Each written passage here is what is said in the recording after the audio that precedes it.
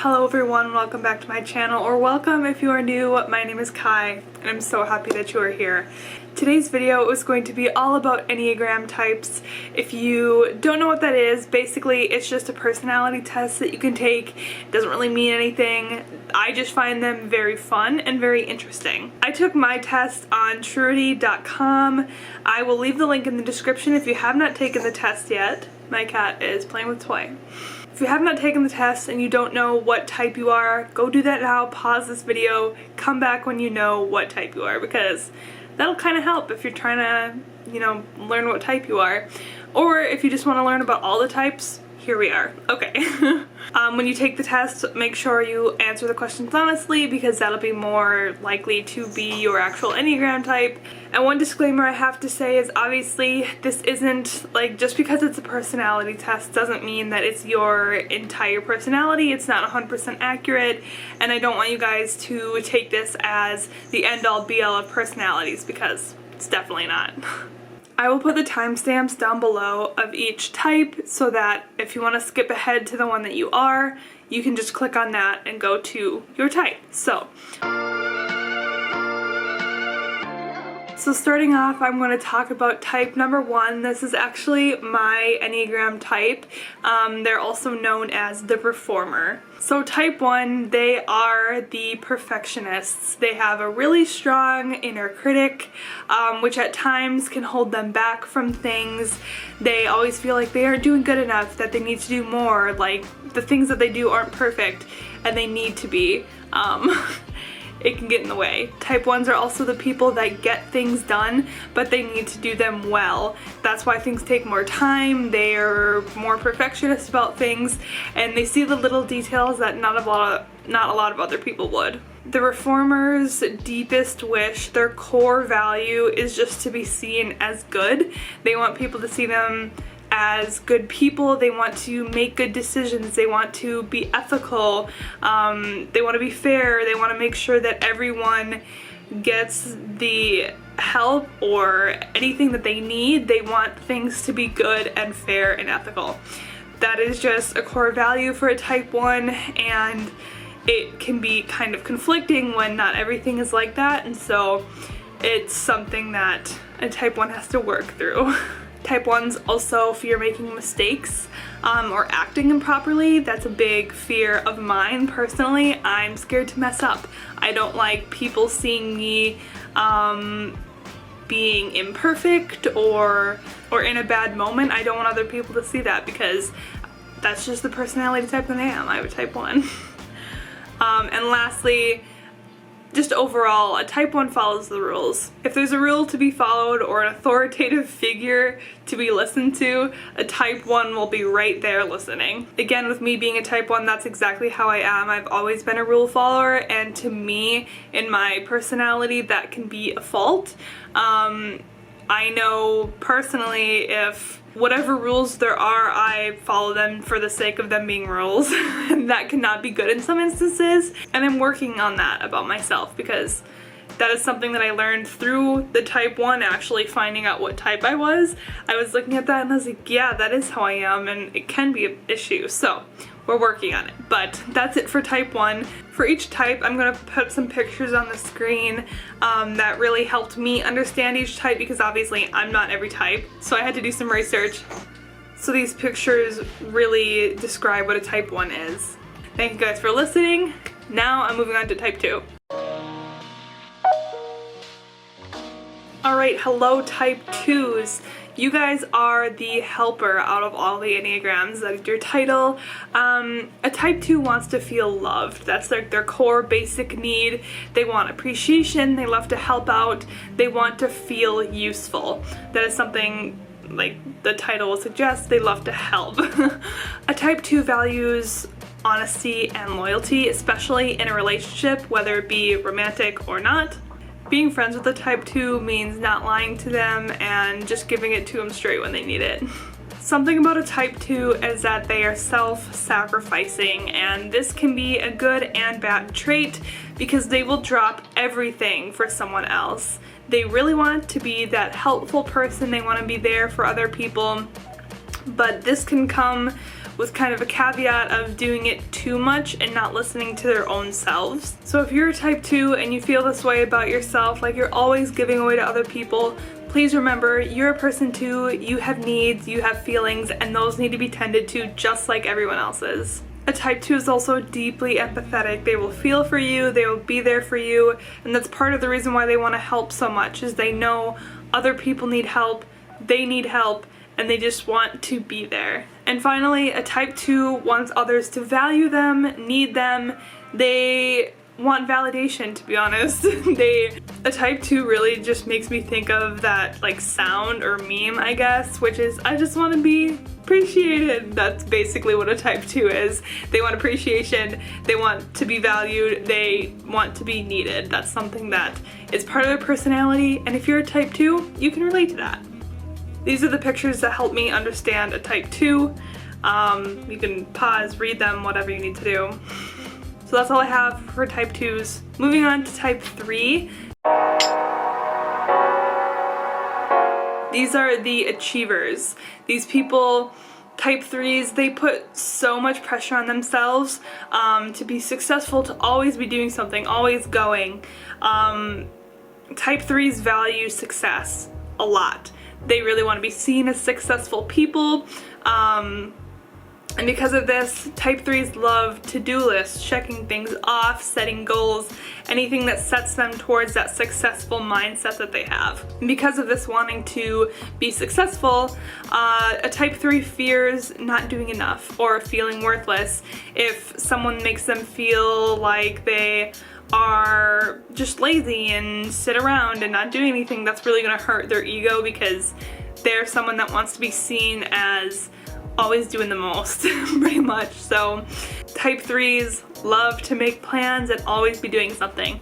Again, this goes back to the successful, the busy personality, the type that's always going, always doing something, because for them, being seen as productive is something that helps them feel better about themselves. That's how they measure their happiness, is in terms of success, doing things, being productive, things like that.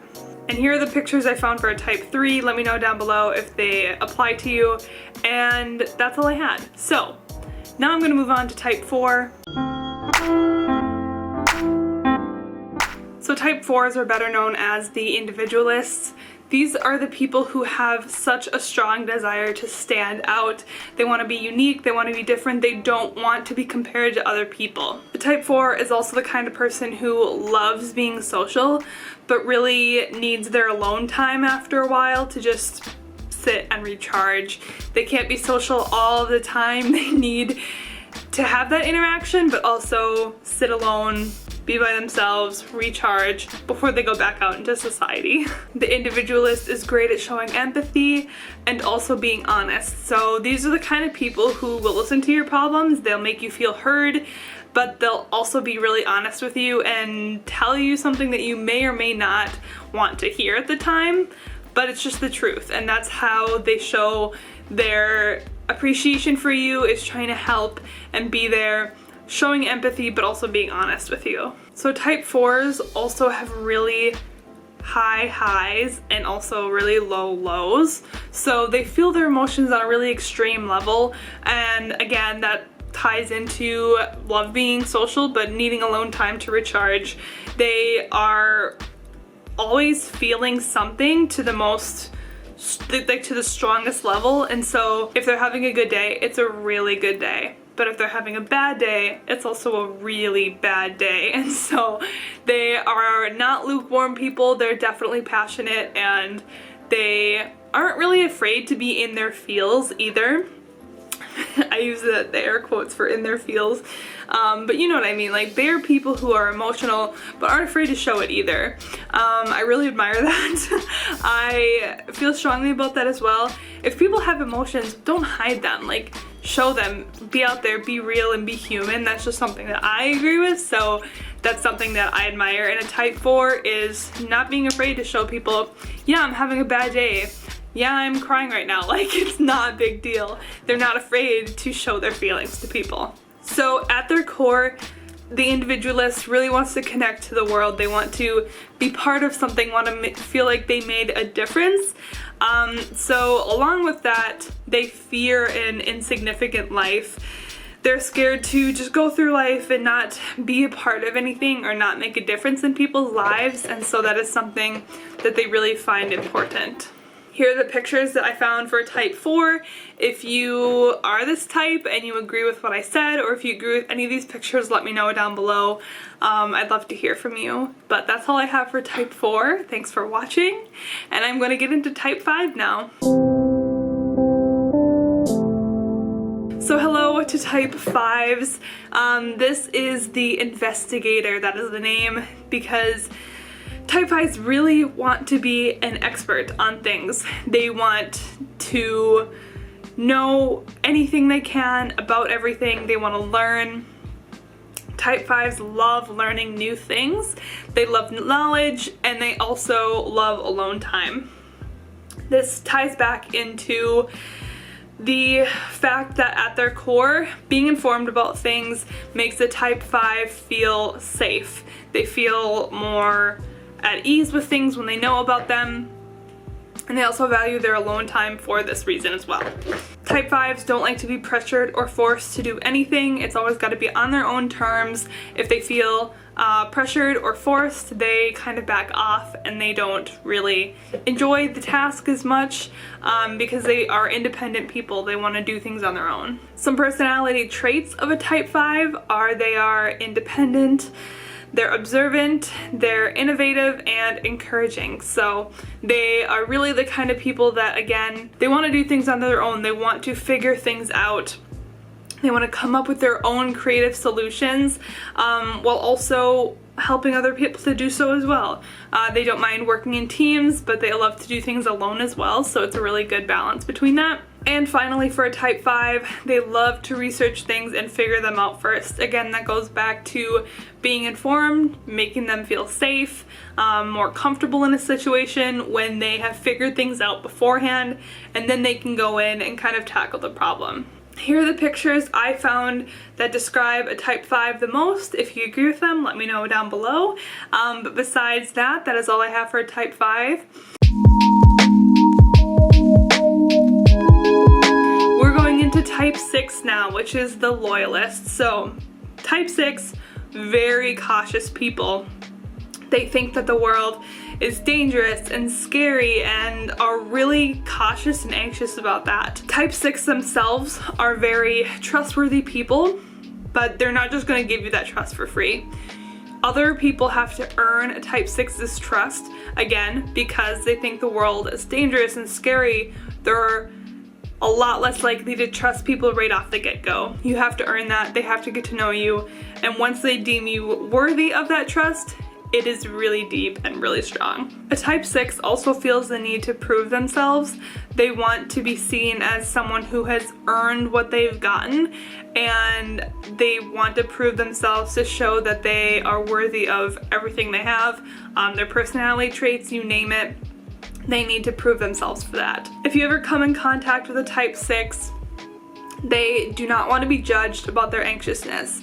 They know that they are very cautious about things, and that is not something that needs to be brought up in front of them. If they feel self-conscious about their anxiousness, they're going to feel pretty hurt because that is just who they are as a person.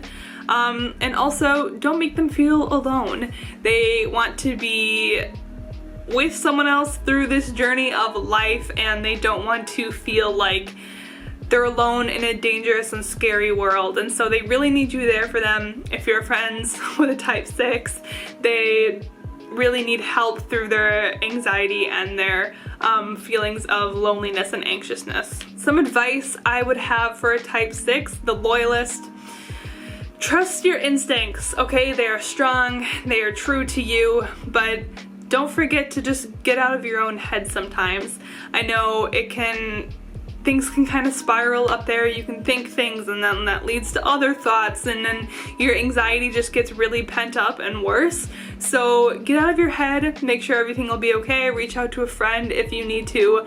If you're feeling inside your head and like not thinking rationally, you may that may stem from you feeling alone, and so reaching out to someone can really help for that. Here are the pictures I found for a type 6. They really helped me understand what the loyalist was about. So if you're a type 6, let me know in the comments if anything I said resonated with you, or if it didn't, hey, I don't know. But that is all I had for type 6. We're going into type 7 now. This is the enthusiast. These people, if I was a type 7, I would love. I really look up to type 7s. They have such a strong sense of adventure. They're always on the go. They want to be doing things. They want to see new things. And that can get in the way of their goals sometimes, but usually their goals have to do with that. And so it's not really an issue most of the time. Type 7s get really bad FOMO. They always have the fear of missing out. They want to be going places. If there's a party that they hear of, they have to go. They won't sit at home if they know something is going on because they're scared that they'll miss out on it. And that ties back to their sense of adventure. Personality-wise, type 7s are optimistic, upbeat, energetic. They seem like they are the happiest people that you will ever meet. They're going to be those friends that do crazy things and want to go out and just be themselves because they just want to feel so alive in this world and adventurous, and again, something I admire so much. In terms of fears, a type 7 hates feeling trapped. They don't want to feel like they're stuck in this box, like they have to do something they don't want to do. They want to feel free. They want to make their own decisions, and feeling trapped really puts a damper on their mood. Finally, a type 7 likes positive encouragement and affection. No, not infection, no. Positive encouragement and affection. So if you are friends with someone and you know that they are a type 7, the best way to their heart is through encouragement and affection, loving them, making them feel like they're on the right path, and just giving them positive reinforcement is something that's really going to help your relationship with them. Here are the pictures I found for type 7, so if anything I said resonated with you, let me know about down below. That's all I have for type 7s. Thank you guys so much for watching. And now we are going to move into type 8. Type 8s are the challenger. This is the most rare Enneagram type, with only 6% of people being it. So if you're a type 8, you're a pretty rare personality. So type 8 really wants to leave their mark on the world. They want to go through life and have a purpose, and they want to be able to look back and see what they've done. Challengers are really good at saying no, and they really value honesty. So these are the kind of people that will tell you what you need to hear, not what you want to hear. Those are sometimes different things. They will always be honest with you, and they're really good at saying no to things, so they're not gonna bullshit you. So some things that type 8s are good at are taking risk, taking care of themselves, and being assertive. Again, this goes back to valuing honesty, being good at saying no. Overall, they're just a type of person that is not gonna tell you what you want to hear because they're worried about your feelings. These are people that will be assertive with you. They know what they want, and they're willing to fight for that, and they're not willing to give up their morals or values for anyone. Some advice for type 8s. Make time to self-reflect, and also be gentle with others. Not everyone can take your brutal honesty as well as you would hope, so make sure that you are taking other people's feelings into account, and also that you're self-reflecting and understanding what you want, and not just going along with anything. Making sure it aligns to your morals and values. Here are the pictures I found for type 8s. Thank you guys so much for watching. If this resonated with you, I cannot say that word. If this resonated with you, please leave a comment down below. Let me know what type you are. But that's all I have for type 8s. So now, we are moving into type 9, the final type. These are the peacemakers. As opposed to a type 8, this is the most common type of Enneagram, with 14.4% of people having this personality type. So this is the most common. The biggest desire for a type 9 is peace of mind. They really want to feel like They're just going through life and being at peace with everything, not having any conflict. A type 9 really also wants to feel like their presence matters. They need to feel needed and wanted, and that's just really important for them. A type 9 is confident and charming, but can also be anxious and doubtful at times depending on their mood and what they're going through. If they're having a good day, you'll see the confidence in them. They'll be charming, they'll be happy.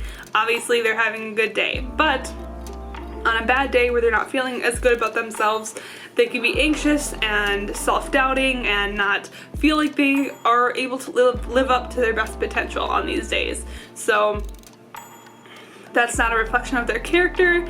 Everybody goes through bad days, but they can kind of shift values based on what kind of day they're having, as anyone would. Some personality traits of a type 9 are they are trusting, they are good-natured, and they are optimistic people. But going along with that, some core fears that a type 9 has is they're really afraid of conflict. They want nothing to do with it. If they're in a conflict situation, they will back off, they don't know how to act, and they're also really scared of loss of connection. Along with that conflict thing, they really don't want to lose a connection with someone based off of like a fight or a conflict or something that in their mind was unnecessary, and they don't want to lose someone over that. And so that is part of why they're so scared of conflict, and also because they're so good-natured, they don't want to have like bad blood with anyone. A really common feeling, I feel like. Not everyone loves to have enemies, and especially a type 9 does not. Again, they're the peacemaker. They really want no conflict. They want everything to be good and happy in the world, but it can't always be like that, and they understand that, and so that's when they just go back into their own personal space where everything seems at peace with them. Here are the pictures that I got for a type 9, so if this resonated with you and you're a type 9, please let me know down in the comments. And those are all the Enneagram types. That took me way longer to go through than I figured I would. But that being said, let me know in the comments what your Enneagram type is if you took the test. If you did not, let me know what you think you are based on all the traits that I just gave for all the types. I'd really love to know what your guess was based on my video. But thank you guys so much for watching today's video. If you enjoyed, please leave a like, subscribe down below, click that little red button and the bell to be notified when I post. But besides that, remember to stay smiley, and I will see you guys next time for another video. Bye. Peace out.